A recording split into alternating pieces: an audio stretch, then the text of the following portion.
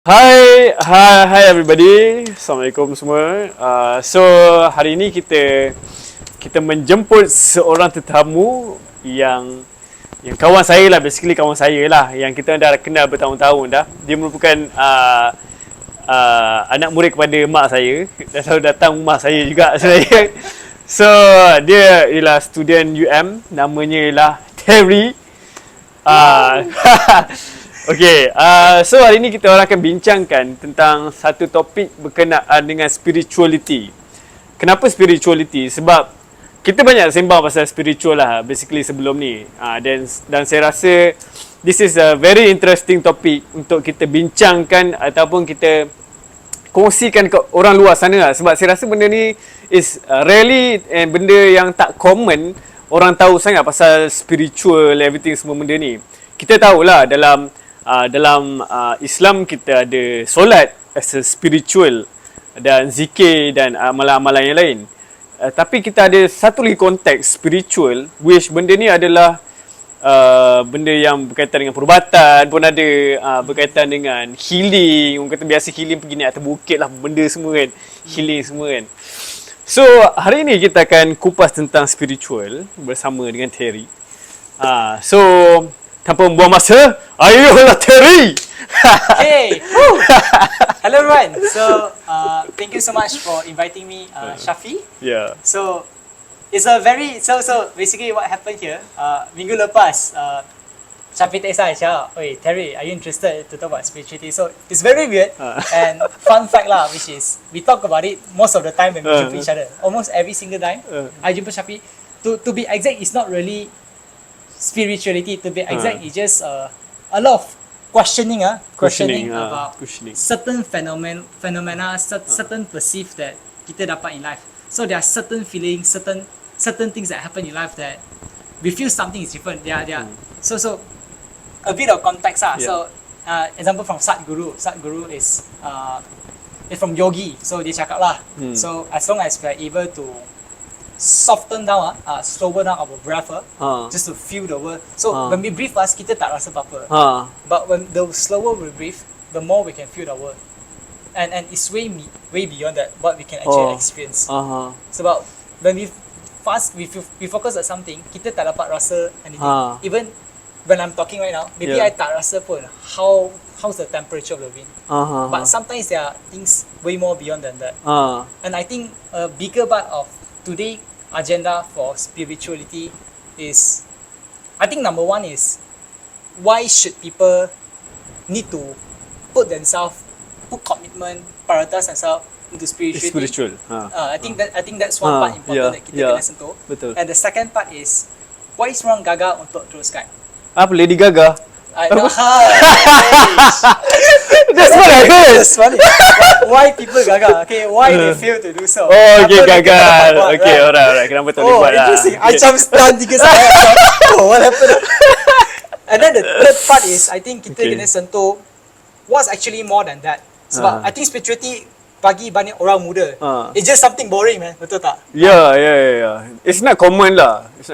Tak ada orang pun, biasa orang tua-tua je spiritual, pergi buat yoga, everything semua. Yeah. So I think a lot of part that kita nak bagi tahu. So what's actually more than that, and kita nampak also the trend. If kita tengok kat social media, Instagram, today everyone talk about healing maybe. Betul tak? You pergi mana tempat, and everyone talk about self-love. Everyone talk about all these. Ada tak korang rasa korang suka all this like word of affirmation yang korang dapat in social media, where people talk about certain, actually all these things somehow connect to spirituality as well. So my understanding of spirituality is something that really can connect you to your heart, and it could be in a way of words, just the same way that people go through certain Bible punya scriptures, people go through Al-Quran.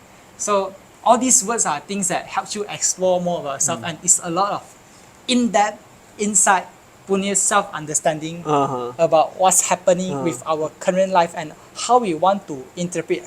Macam mana kita nak kupaskan everything that happened. There are so many situations that happen in life, and how we want to reflect. Macam mana kita nak imbas kembali what's actually happened, and through all these things, how are we able to get a certain realization? I think Shafi, you must confirm experience a lot of things in life. Yeah, I before this I used to do meditation lah, and that affects me so much because macam you cakap tadi kan, kita punya breathing kan, once kita duduk diam-diam, and kita breathe, and kita bila kita at one point bila dah a few 5 to 10 minutes tu kita duduk diam, tutup mata macam tu, we can feel a different kind of energy tau. Kalau sekarang kan macam we feel different energy. But when we kita duduk diam-diam for 10 minutes macam tu, it becomes another zone tau guys tu. That's the thing. Itu I used to do before this lah. Yeah. And speaking about meditation, We are not talking about solat everything semua lah. Solat pun is a kind of meditation juga. But this one is saja untuk, sebab dari segi perubatan pun orang galakkan untuk meditation, right? So I use it just to know what is the effect to myself lah. I can see that bila kita dah selalu buat benda tu, it calms me so much lah. Kalau kita tak selalu buat, kita takkan rasa. But once kita dah buat, kita boleh rasa macam mana the peace kat situ. I think meditation big part is about how you want to open up your senses. Sebab we got all these skins, kita ada mata kita, kita ada all these things. But sometimes kita tak truly buka and pakai. We don't use it. Kita tak pakai. So it's only when meditation, contoh macam Syafi cakap, when he sit down, he focus on his breathing, he do this meditation, he feels something different. Why is it different? Sebab that he put the emphasis on other senses. Sebab most of the time kita pakai mata je. So that's why we can only just pakai, we just see things, you know, we don't really hear things, we don't really feel things. Betul tak? So I think that's one thing. And another thing about meditation that I think we need to highlight today is meditation doesn't just mean that you kena duduk. Macam Syafiq kata, solat is also a way of meditation. Actually, the key essence of meditation is not just duduk or anything. Meditation, kalau from all this Buddhism perspective lah, yang yang gempak-gempak gila. So meditation is every single moment of their life. Time makan also is a meditation. Time dia jalan pun is a meditation. So it's actually every part. How was it? Contoh I jalan. So rather than just jalan macam biasa, so when you really be really mindful with your body, you can feel like every single part of your muscle. Example, your kaki, how's your tapak kaki punya tekanan when you jalan on top of the lantai. All the way to how you feel when you tangan macam gerak macam ni, and then the wind that brush through your hands semua. So the present moment, the way you are able to constantly being so present, your senses buka in anything that you're doing, that's actually meditation. And a lot of people say, you know, that it is very hard certain times you nak buat meditation kan, betul tak? Like it's hard for you to macam just duduk 5 minutes focus on breathing. But sometimes there's also another way where I think nowadays popular punya people, what they do is they just practice meditation through makan. Every time they have their meal, they make sure that mereka tak pakai phone. I think common for people, we makan, we don't really taste our food. Betul tak? I think Islam is better sebab Islam pakai tangan untuk makan. So you even touch your food, feel your food before you eat that food. So all these things are mindfulness that we need to highlight. But I think meditation is just that one context that we need to highlight. But from your perspective, you rasa what's actually the biggest benefit of doing meditation? What do you think? My biggest benefit lah. Because before this, once I do it so many times, I pernah rasa at one moment tu the feel good tau, feel goodness tu. Dia punya kita boleh rasa di air, kita boleh rasa. It's not, benda tu bukan pelik tau. Tapi once kita dah our body become so sensitive, dia rasa sedap tau. Our life become sedapnya, bestnya. It becomes so like in a world yang macam aku harap setiap hari macam ni doang, macam tu tau. Hari-hari lain rasa kalau tak buat, kalau kita rasa macam sense kita kurang tu, itu memang tak best lah sebenarnya. Kita rasa runsing lah, banyak fikir lah, banyak pening kepala lah. Tapi bila senses kita dah sensitif, kita tak pening kepala dah. Kita macam relax je. Everything yang kita buat, kita relax je. Semua relax. Tapi kerja jalan. Maksudnya macam kita tak perlu nak stress on something. Kita boleh buat dengan relax and settlekan kerja daripada kita stress and buat kerja kita. Dua benda beza tau. Meditation teach me that thing. even kerja macam mana, you relax, you boleh buat, settle, tak masalah. In terms of time wise, sama je, settle je. Yup, Ha. yup. I think what Shafi nak cakap is the feeling of contentment.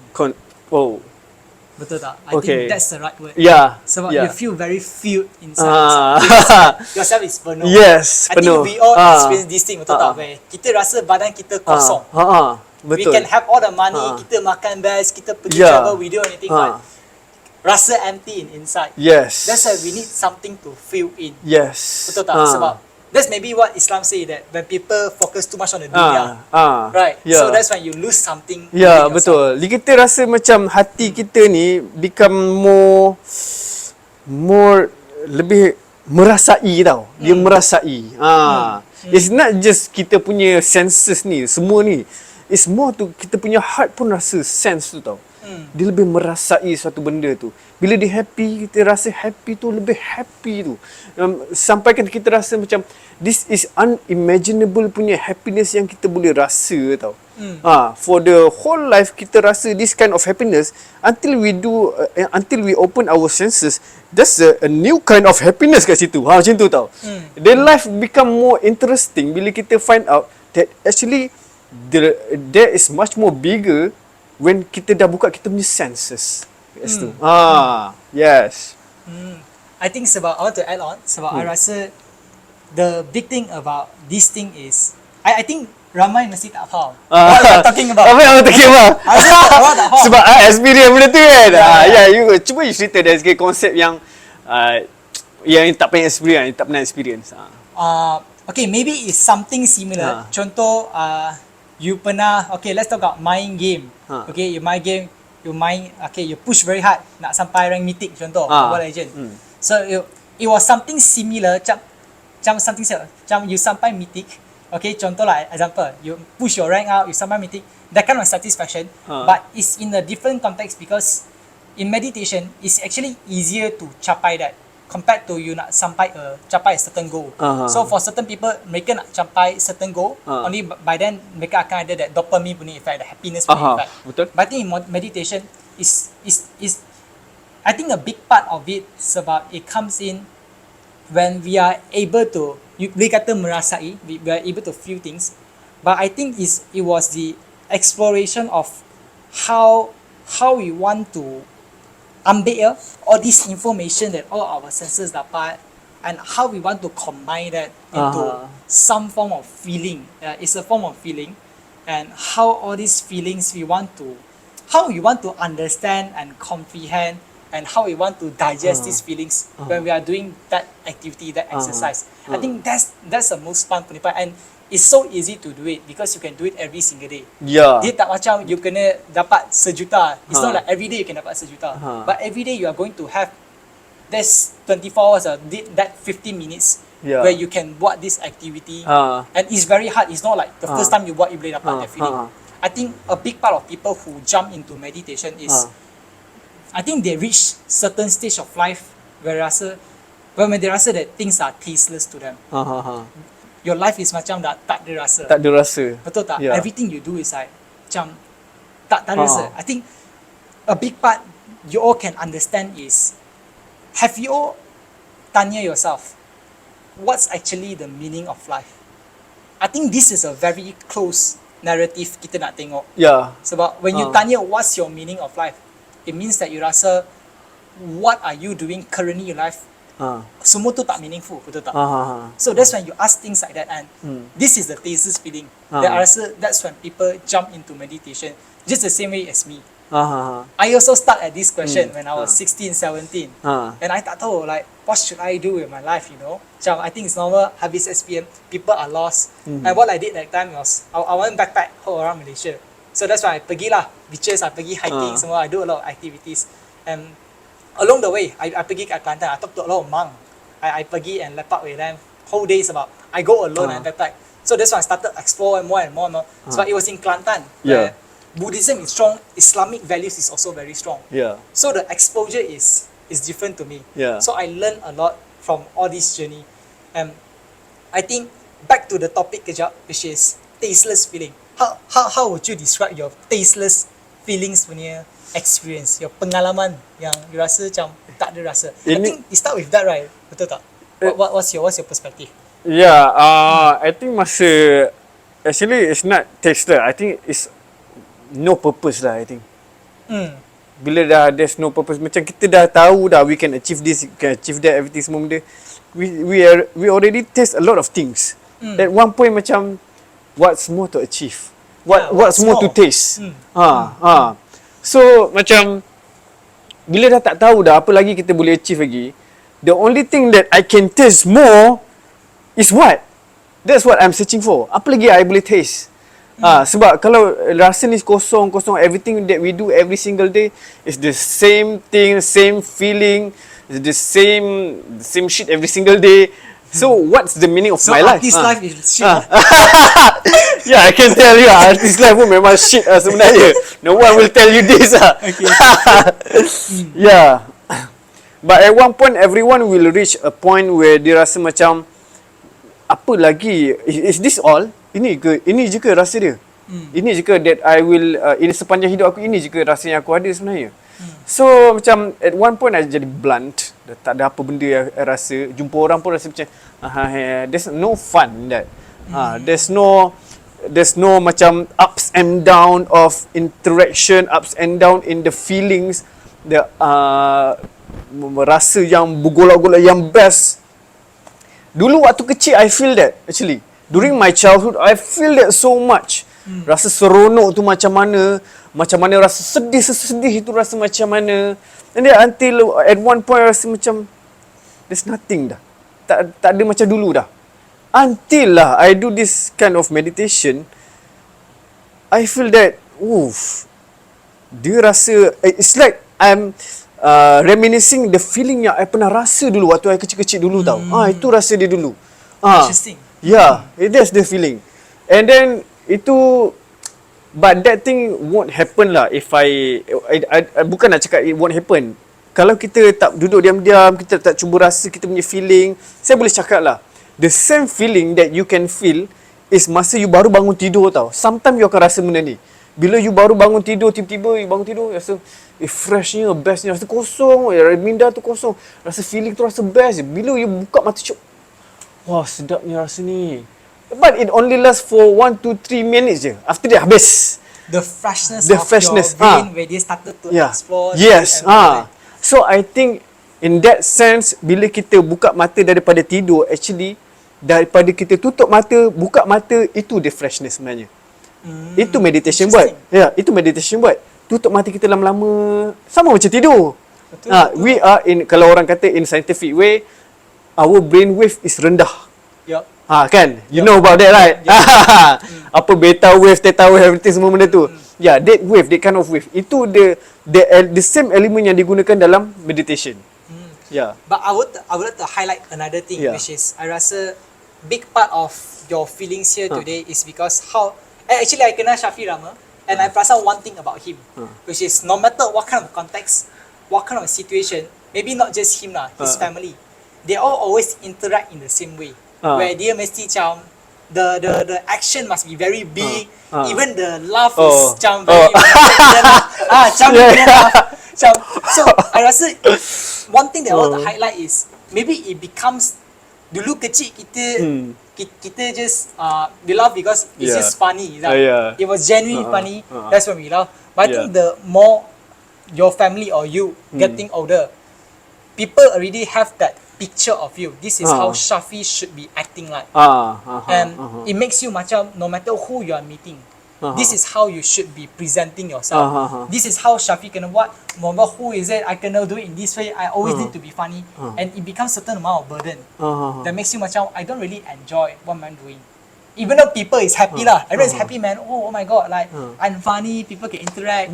We can stop that awkwardness feeling sometimes. But I think it becomes an expectation, which is you're always living inside that boxes of how people always remember who you are.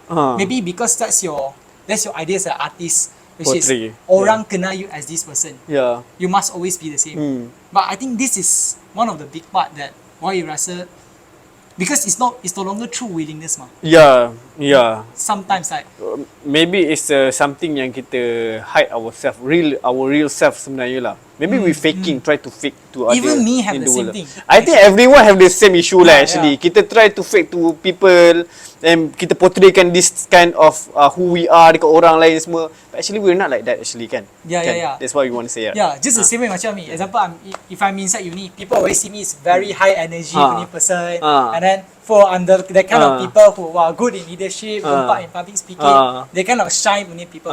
But deep inside, I'm a very quiet person.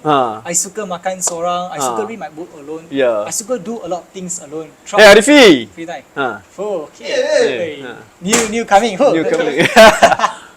So Tadi Milo kat tadi. I think that's another side of the story. It's about social expectations. About I think I'm in sociology right now. Oh, One of my sociology. subject. So it's very okay. interesting. It's about it really teaches us about how sometimes in life every decision that kita buat is not really because of our choices. Contoh, why do you actually went into acting punya circle? If acting dia tak bagi duit, like it's not it is if it's actually something that don't earn you a lot of money, would you do it? Tak kan? Tak. Tak dapat duit. No. Right. So this is just a simple example, which is a lot of things in life in sociology context. We do it not because of our choices, it's because of how the how the society actually put the value onto that thing. Maybe as an actor you earn that much. Yeah. So that's why you kena masuk. Macam me, if I'm in UN, contoh. So imagine if UM is not the number 1 ranking uni in Malaysia, I tak akan masuk. No way. Betul tak? No way I'm getting in. Just the same way of getting that degree, that paper. Yeah. So why are everyone getting that degree? It's just a social expectation, and we are there just to oblique to go through all these things. But lari a bit jauh the topic from meditation kita masuk ni. But all in all, I think the context here is speaking about all this expectation is really important for us to know. I think the most important about meditation is not, it really help us to know how do we feel actually about every single thing and how we want to escape from the pattern. how we want to escape from the pattern, how we want to escape from that circle, how we want to keluar from that boxes, and how our own boxes lah. yes, and how we want to express. Macam kita nak keluarkan diri from it, how we want to express ourselves, so that people can see the genuine side of us, the real us. I think that's a big sebab a big part of our life kita sendiri pun tak faham Betul. who we are actually. We don't understand ourselves. Certain side, have you feel that feeling macam you're always very blunt, you always macam I don't know what the mencari ke what the F in my life is going on. You don't know you don't know anything, right? So many times in life you tak faham why things mess up. Suddenly you just rasa things are so messed up. Just suddenly dia tak macam you on the way dah rasa macam one day you rasa things are very messed up man. Sebab we never really spend enough time to understand Ourselves enough. Betul tak? Yeah. So and understanding oneself takes so much effort actually. It's very uncomfortable. Contoh like I think a lot of people never try. Have you ever tried like watching movie alone? Pernah rasa? Always. Watching movie, karaoke alone. Going to the gym alone. Reading alone. Right now all alone actually. I think a lot of people mereka tak boleh even makan, the basic thing makan. I don't think a lot of people pernah try eating alone. They always need to call someone. Kena ada orang. Because they rasa macam if I makan seorang, people look at them macam why are you alone? They takut the feeling of getting judged by the people. Macam mereka seorang-seorang. Even karaoke, they feel like I need to have someone. But sometimes karaoke is just for you to sing to macam you just feels like singing something. Betul tak? But for a lot of people they can't actually do that. Mereka tak dapat. And that's something sorrow that we see. It's about why does all these things happen? It's because the acceptance of their oneself tak cukup. And how do we work on that? Through meditation, right? Sebab that's when you need to really so all these things are all normal people, usual people. After they rasa that feeling, which is orang akan anggap mereka makan seorang-seorang, that kind of bad feeling, so they stop it. They didn't go more than that, which is okay. Why am I feeling in that way? What's actually missing? Is it because of the people, or is it because I always wanted to have someone to talk to, or is it that it's a bit boring when I'm eating alone. So what's more than that? Or I is think- it we rely on other people so much? Yes. Sometimes normal people, usual people, they just stop at okay, I just hate that feeling. I don't want to experience it anymore, and that's it. Mereka tak tanya. They never think about it. Oh. Right. I think this is the essence of meditation, which is it's just a way of thinking. That's why we cakap feelings a lot. Maksudnya whatever feeling that comes to us during kita sorang-sorang, just feel it lah. Yes, like Just we feel don't it. stop it. Yes. Don't stop it. And once we rasa this thing, we need to really give ourselves some. Macam, like I think a lot of people. For me, it's like this is my practice where every time before I tidur, I have my skincare routine. So when I do my skincare semua, that's when I'm really thinking about okay. Nivea for men. Oh.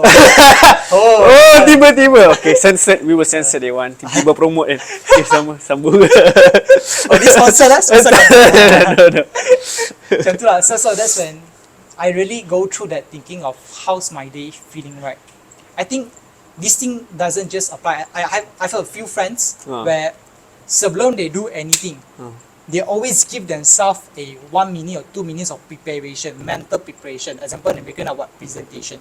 Mereka akan cakap, okay, now I need to stop my mind from thinking anything. Now I'm presenting who are me, who am I, what am I doing, what am I presenting, what kind of context, what kind of feelings that I wanted to let people feel from this presentation. So before the presentation. it was that mental preparation that you give yourself to get into that new thing. Sebab kalau tak, you akan always tersangkut with the past new feelings, past new experience. So sometimes meditation gets you to let go all these past new experience feelings that you are there. But in a bigger context of meditation, it actually helps you to do so. So you actually dapat to pull away, macam not really pull away, macam you are able to throw away all these things. Oh, I understand. Betul tak? Betul. Sometimes you just penat or you pergi mandi sungai contoh, hiking penat, mandi sungai, you feel really fresh after that. Why? Sebab there are different kind of cleaning. Okay, this one is another topic, cleaning in this world. There are wind cleaning, water cleaning. So all these things, they clean away all your bad punya aura. Not like bad punya aura, like certain aura in your body. So they clean it. Pernah rasa tak contoh, maybe wind, when you naik motor je, you tak pakai helmet lah, okay? Illegal in Malaysia, okay? But I think a lot of people when I try that, just pakai motor, tak pakai helmet, you're just riding bike. Tapi once you turun je bike, you feel, it's very fresh. Yeah. This is wind cleaning. Nampak Sometimes you sangat pergi. tak pakai. Oh, tak kena tangkap Okay, kita censored lagi. Yeah. Even dekat pantai contoh. Okay. So why people suka like rasa the angin dekat pantai? That's another kind of cleaning also. Yeah. And that's actually meditation sebab you dapat rasa the angin, you dapat dengar the bunyi of the ombak. Actually, I pernah meditate once with Shafi. Ya, pernah sekali. Dekat Sabah. Yeah. The time you ask me one question, which is you rasa there's a certain sound from this area, and it's very nyaring in a way. That dia I tak dengar pun, but he dapat dengar, he dapat sense this thing. And back then I tak pernah dapat the answer. So that day I went to a very prestige punya punya event. Dia seorang monk for I don't know which country, I dah lupa. So I ask the monk lah, ask the sifu lah.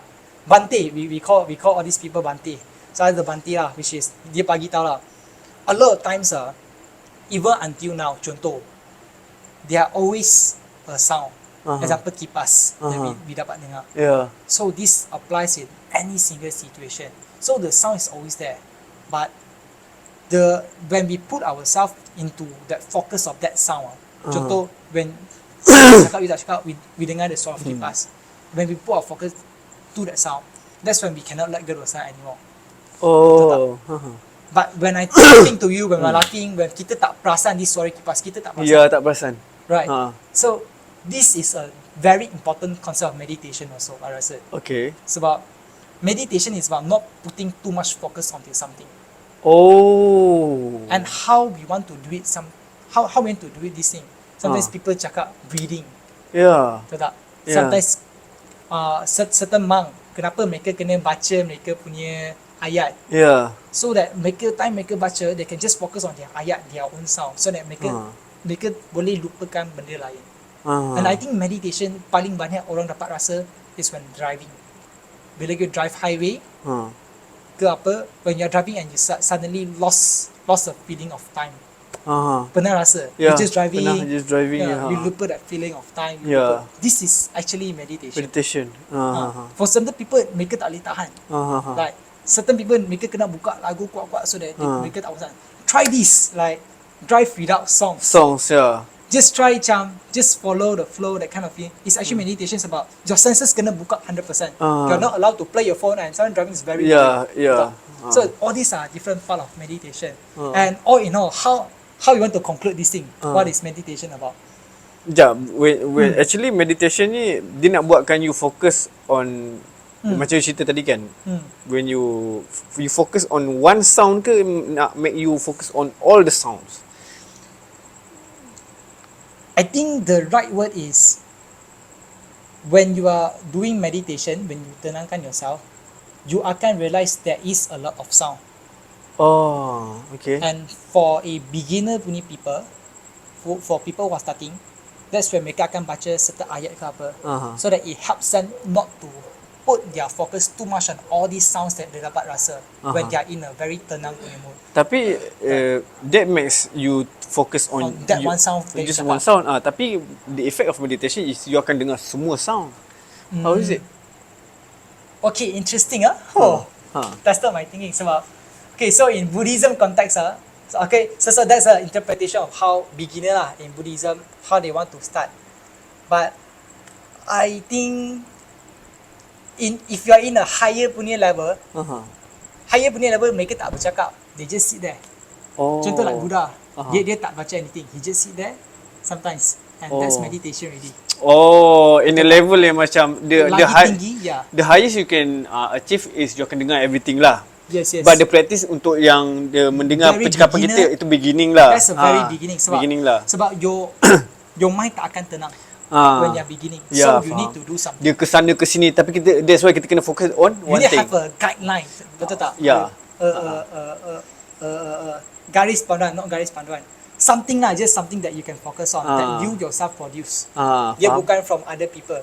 Contoh macam right now, I can dengar the suara of serangga Ya, kat luar. ya, cengkerik. Cengkrik kat luar. So, but this thing is not something that you produce. So maybe your action that, sebab meditation is about your consciousness within yourself. Oh yeah, maybe we can say macam kalau kita tak practice meditation, maybe kita waktu kita bercakap ni pun, we won't hear this cengkerik pun. We won't hear this kipas pun, right? We won't hear benda-benda lain pun. Tapi when you do meditation, you can hear all these things. While we are talking, maksudnya kita conscious of every single thing that is happening. We are hearing every single thing, right? Yes. Maksudnya we are becoming more intelligent lah maksudnya kan.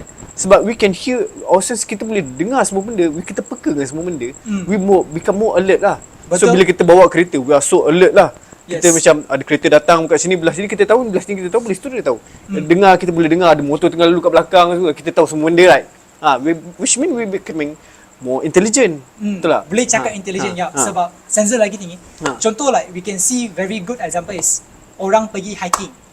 So why certain people mereka boleh perasan macam why ada serangga kat sini.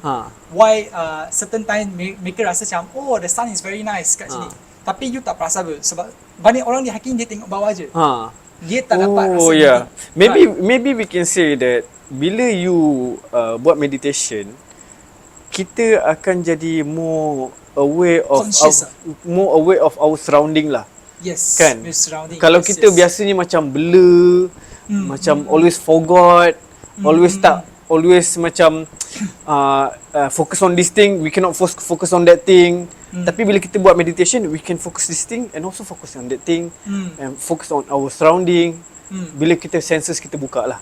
Like we register that information into our brain. Tapi kita tak hold really that long to see all this information. Contoh macam, pernah rasa tak you lupa you kunci kereta ke tak? Normal sebab we are not mindful. Wait. Oh. Betul tak? Yeah. So time kita nak kunci tu, kita macam nak benda lain. We are not focusing on what we are doing at that moment. So I think that's important also. It's important. So if meditation is we are conscious macam okay, I tutup I register that into. Ya. Kadang-kadang kita tak register. So Ya. kita macam lupa. I kunci rumah ke tak?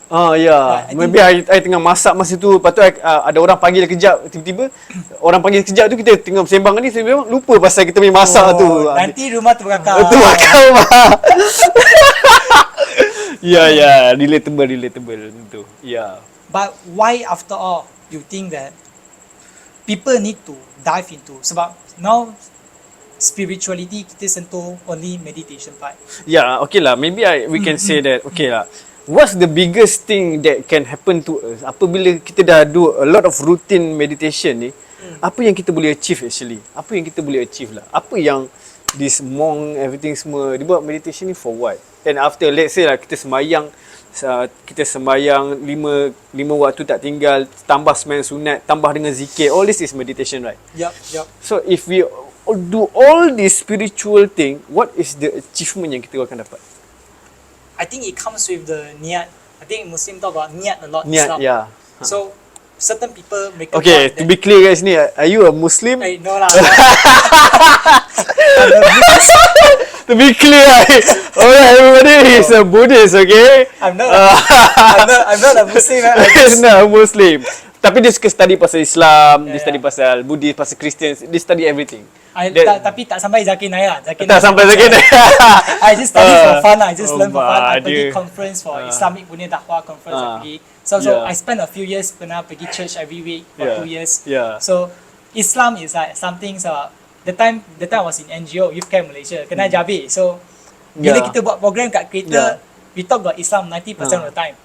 Just debating about Islam. Yeah. So macam 5 hours drive Yeah. kita pun kita cakap pasal Islam. Yeah. That So- interesting fact is, even saya sendiri pun, even macam saya buat meditation, saya pun belajar pasal Buddha juga. Yeah. Saya belajar pasal, sometimes saya belajar pasal Christian. I learn a lot of religion lah actually. Yeah. It's because I want to widen our scope. Because this is our life, right? We want to know a lot of things sebab even Nabi Isa in Christian, Yup. also in Islam. Yup. Buddha datang daripada mana? Daripada Nabi juga. And then Yahudi pun datang daripada Nabi juga. We are so related. So Yeah. I want to know a lot of things lah. And also this kind of, sometimes meditation kita tak tahu juga. Meditation also in a lot of religion juga ada. Yes. Christian ada, Islam ada, Buddha ada. So this thing make me interested, and dia sebab even in medication pun ada meditation kan. So dalam medication pun ada kita punya meditation, which is benda tu supposed to be in religion, right? Makes me interested lah actually. You mean meditation or you mean Christianity? Apa? Like meditation also in religion? I mean I like to study about religion. Okay. That's the thing. Just to study By the way, I also nak highlight one thing, which is I pernah dengar lah, like people say, which is if you are Muslim, you are not allowed to learn about other religion. Yes or no? Right or wrong? I don't know lah. Alfi, boleh tak kita belajar pasal religion lain? Boleh kan? Boleh ya? Okay. Sebab Dia Zakir Naik. oh Oh yeah. Kena make sure kita study betul-betul kita punya religion. Religion lah, bagi strong dulu kan. sebab I rasa Big Mat mereka tak nak you belajar religion sebab dia takut nanti your You sesat. understanding right, you sesat in the middle. Dia But nak understand religion lain daripada religion sendiri. Kita nak belajar pun religion lain daripada religion sendiri kan. Itu bahaya. But Betul. if like in Islam macam kita lari sikit, kita masuk Islam sikit. But if in Islam, if everything that you learn, okay, macam in Islam kita kan cakap like only one God created everything.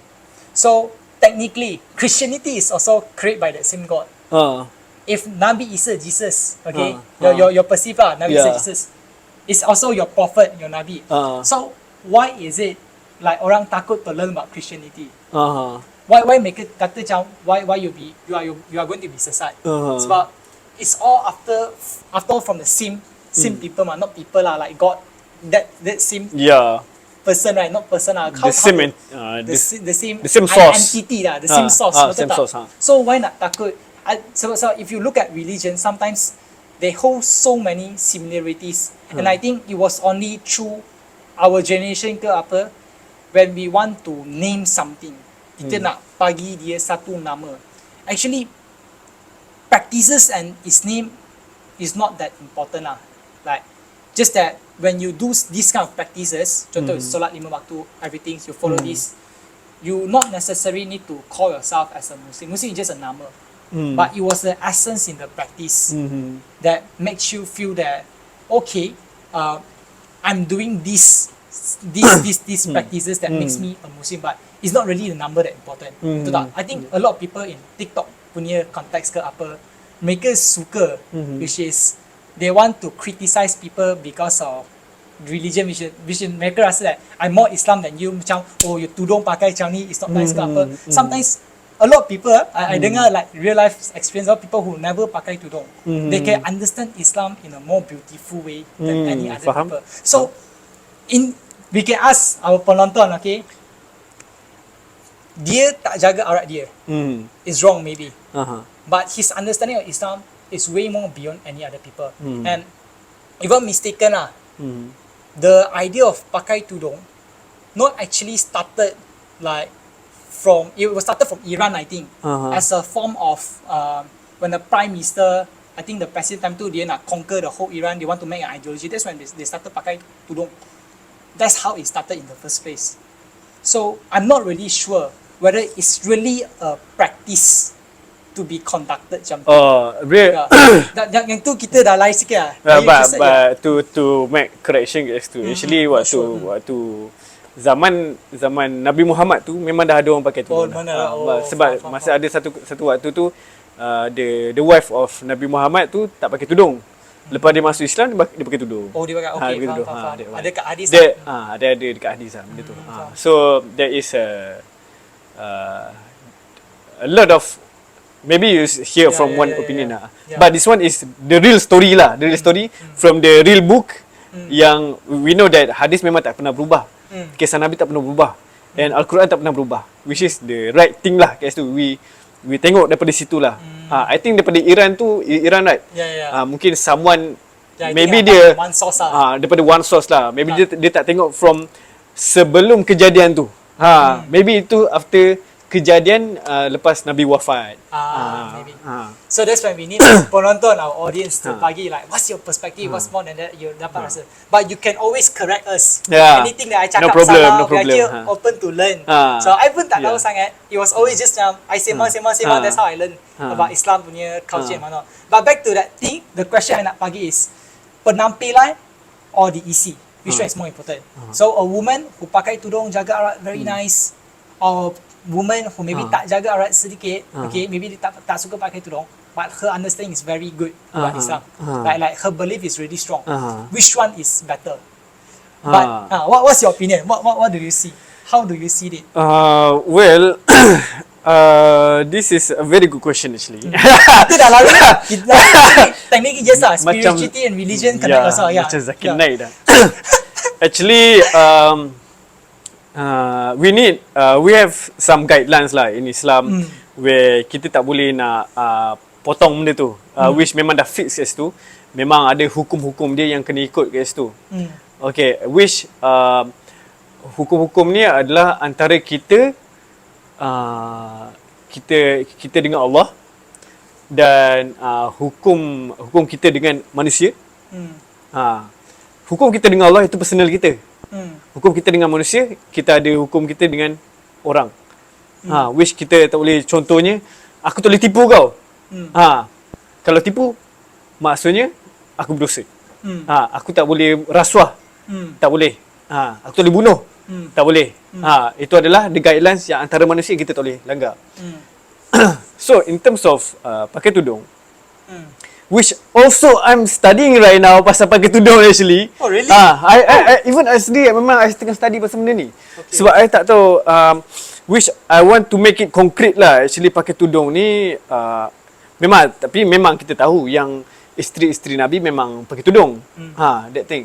Tapi kenapa dia perlu dipakaikan tudung? That thing saya masih mengkaji lagi lah. I cannot confirm that thing. If memang we know that thing, but nak cakap because I like to understand it more deeply until I get the answer, the hujung, the right answer, baru aku akan bercerita ke orang. Sebab I rasa a lot of time people suka ke certain ulama lah. Mereka suka pakai ayat Al-Quran untuk lempang kat awak. That you don't really understand. Okay, so because Al-Quran cakap ni, so I kena follow. Maybe sometimes. Yeah, sometimes. Betul tak? But for, not I follow, but you all gonna follow lah. Okay, not me lah. Okay, I tak follow lah. Okay, so I think a lot of people, a lot of time mereka suka pakai that schema jawapan just to lempang you, but at the end dia tak faham apa-apa. So that's when people jadi more derhaka. Yes, because to untuk mencapai satu hukum tu, we need a storyline. Kenapa? From where it start to where it ends. Kenapa dia sampai kepada hukum tu? So the storyline from here to here, that's what I need to study that one. And everyone kena study benda tu. Dia tak boleh nak ambil kat sini and ambil ke hujung saja. Itu tak boleh. You kena do that. Because nampak sangat you don't actually understand what apa yang you masukkan dalam kepala. You hanya menghafal. You just hafal and buat. Hafal and hukum. Hafal and hukum. Cannot do that. Until 20 years later, you tengok macam, oh, I dari kecil buat benda ni, tapi I tak faham apa yang I tengah buat. Betul tak? Tapi that's the good thing about orang. Maybe for your friend, dia tak pakai tudung, but understanding dalam religion sangat bagus. Dia understanding the line of daripada where it start to where it ends. Tapi dia tak boleh nak lupa hukum Islam tetap ada. Tetap ada. Even you understand the storyline, hukum Islam, maybe you terlepas kat situ. Sebenarnya diwajibkan, the storyline kenapa diwajibkan untuk pakai tudung, ada storyline dia. You need to understand. Dia terlepas. Mungkin dia terlepas yang that one. That one. I think a big part is dia tengok. Mungkin that one also I terlepas. I think a lot of people terlepas. Sangat Sometimes people tak faham. Because the cerita dia macam mana Siti Aisyah kena pakai tudung tu, itu maybe from my kitab sendiri which I read pasal kisah Nabi sendiri, Nabi Muhammad sahaja, macam mana dia end up boleh pakai tudung tu, I didn't reach the answer kenapa Nabi suruh dia pakai tudung. Kenapa disuruh, diwajibkan ke she is diwajibkan ataupun perlu sahaja. We don't know lah, ataupun waktu tu untuk protect herself only on certain time ke, we don't know. I don't know lah. Maybe korang boleh terangkan ke, korang ada a better argument ke, or nak sambung storyline why macam mana kita boleh sampai kepada hukum wajib pakai tudung tu.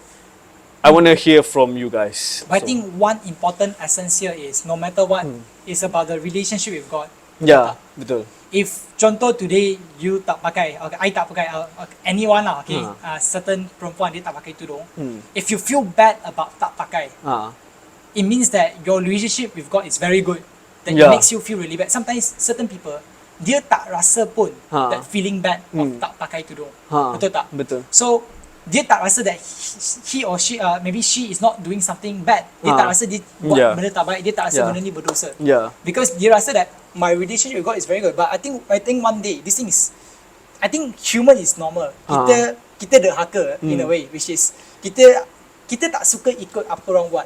Kita akan buat things against until certain stage when kita dah buat banyak benda tak baik, then kita akan insult. The process of Islam is the one that really builds us so much stronger. Sebab kalau you budak baik dari kecil, macam contoh, I think a lot of people, budak macam saya, all the time dari kecil, we score well, we do well in exams, semua dari kecil kita just smooth je in life. Betul tak? And then one day you macam question, macam, oh, what happened in this time actually? Why are you acting in this way? What are you following? Apa yang orang buat.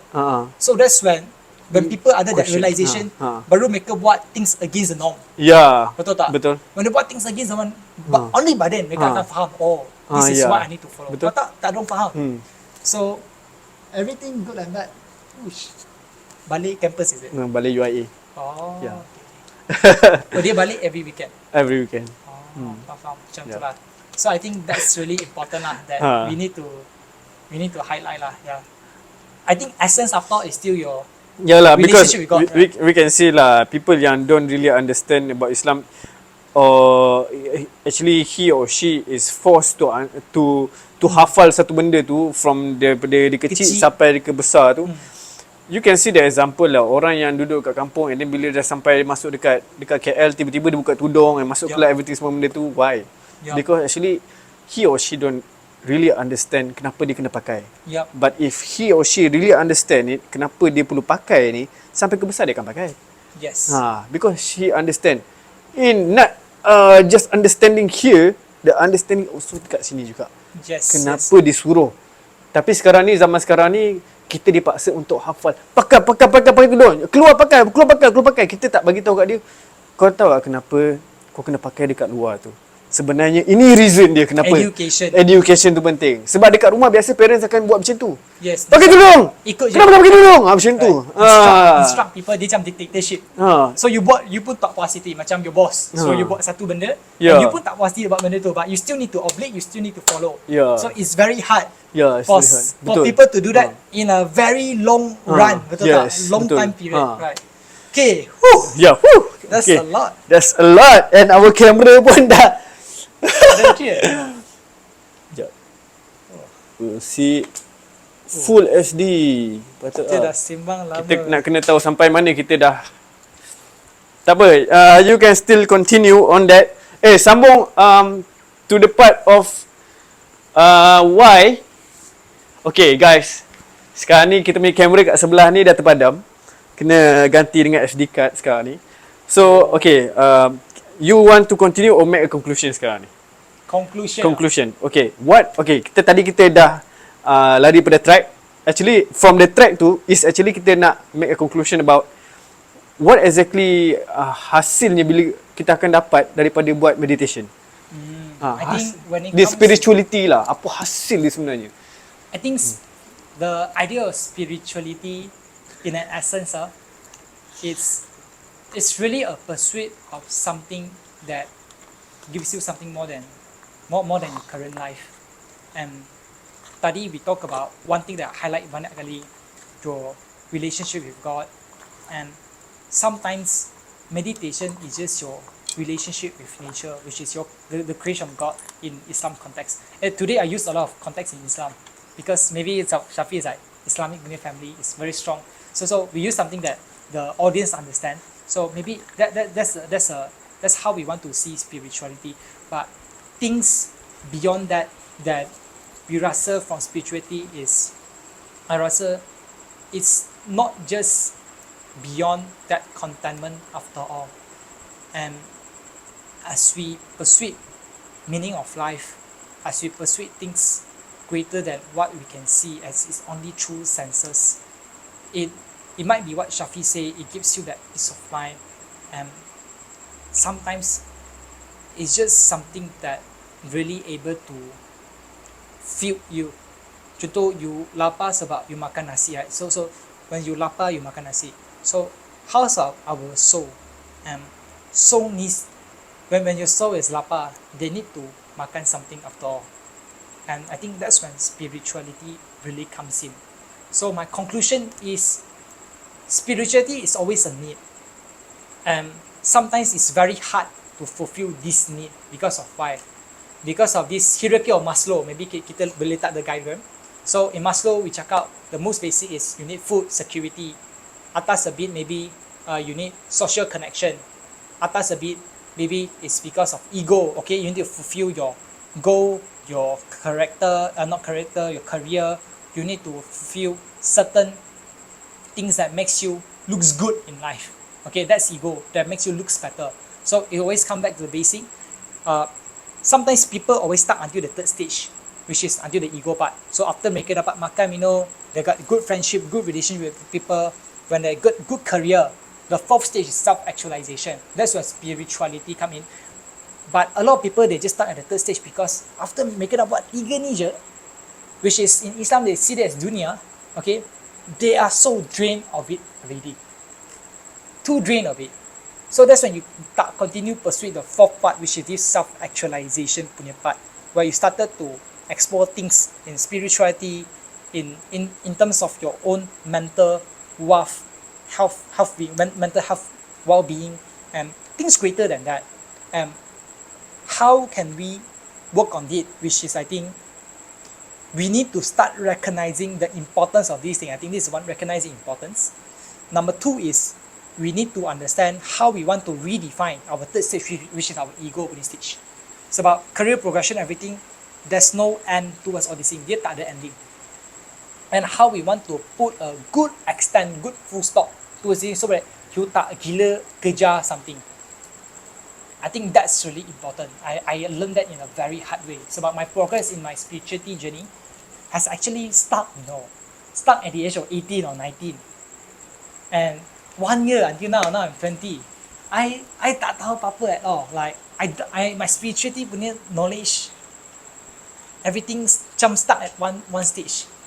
Sebab I was too busy with my uni life and everything.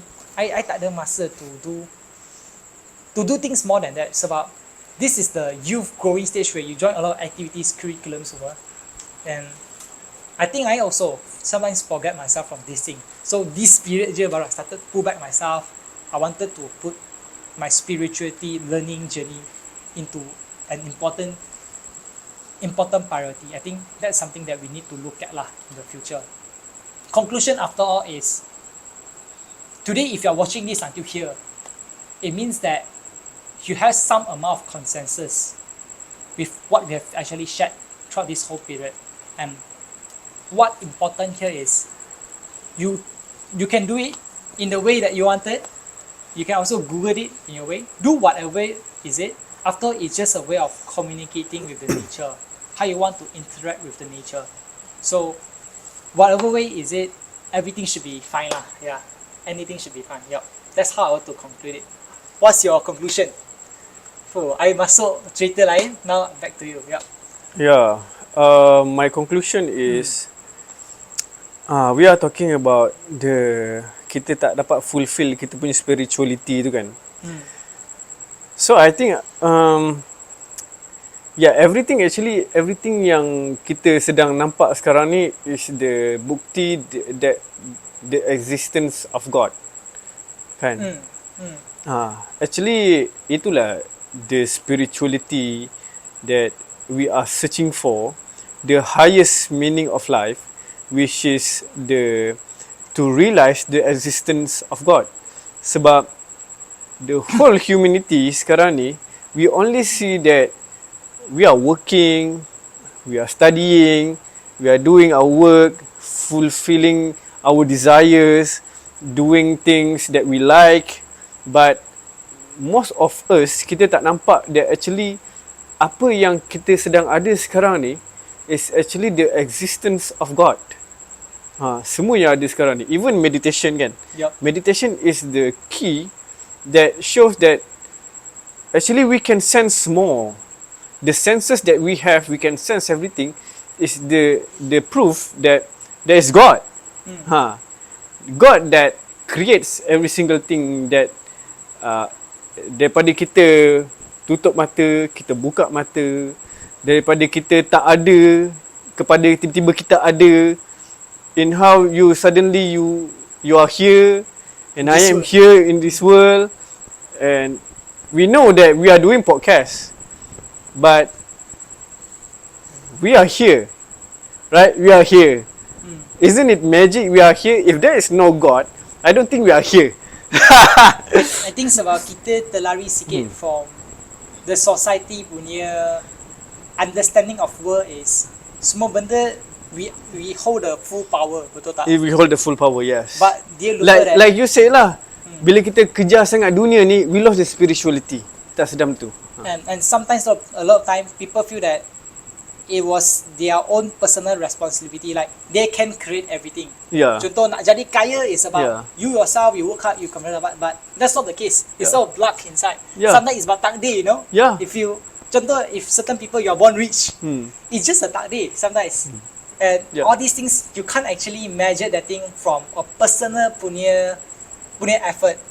And I think it's important that kita highlight today, which is how we are able to understand there are things beyond our control, and maybe there are this third source of power that actually control. We need to recognize that. We need to recognize that. So that anything happens to us, we are still able to accept it. Ku memilikimu, namun ku tak mampu. Kenapa kau singgah di luar?